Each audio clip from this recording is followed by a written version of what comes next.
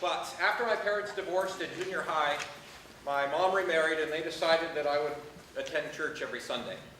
Of course, I resisted with all the vitriol of an angry adolescent. This is one story. Episcopalians in Minot, North Dakota are not known for their flamboyant conversion stories. Jailed in my pew, I do my best not to listen too closely to the epistle readings from Acts 9, where the Lord strikes Saul blind on the road to Damascus. I wonder, could something like that happen to me?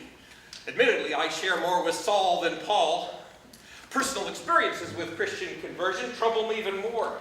The summer before 9th grade, I troll behind the youth group to see a Christian comedian at the All Seasons Arena, the biggest venue in town.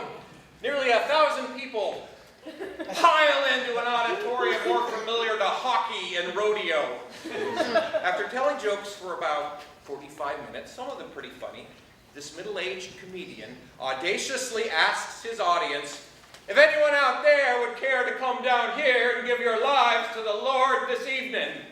He actually didn't have a southern accent, it just sounds better that way. To my astonishment, dozens of people complied. Some of them were even kids I knew from school. Like zombie vendors, they made their way down the arena aisle toward a makeshift portable stage, sitting on a spot usually reserved for one of the 2 hockey goals. With no visible steps up to the 4-foot-high makeshift altar, each new convert was forced to answer God's call by bumping their chest against the lip of the stage.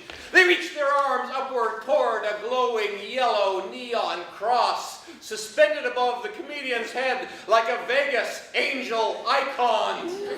I watched in wonder as this Christian trickster kneeled on all fours before each new convert. Working left to right, he whispered inaudible phrases into their itchy ears. One by one, they spun out with their arms, flailing in euphoria. As each new convert walks freshly into his or her new kingdom, an industrious and presumptuous stagehand flicks a left-behind light usually used to designate the scoring of a hockey goal. With each new red flash, the pleased crowd sent cheers of euphoria into the vibrating arena.